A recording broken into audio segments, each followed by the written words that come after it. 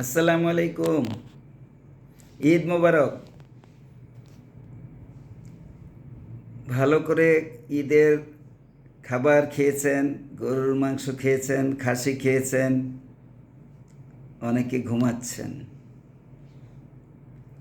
আর যদি কেউ বেশি খেয়ে পেট খারাপ করে থাকেন, পেটে গ্যাস ফর্ম করে থাকে, তাহলে আমি বলবো, অনুরোধ করব, নিকটস্থ যে কোনো হোমিওপ্যাথিক ডাক্তারের কাছে যান, আপনি একদিনই ভালো হয়ে যাবেন।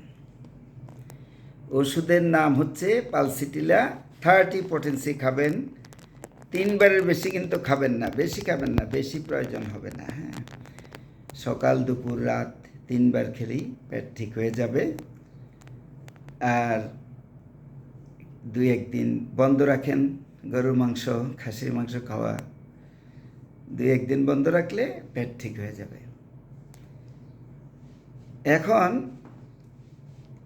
যেহেতু খেতে হচ্ছে, খাবেনই তো, করব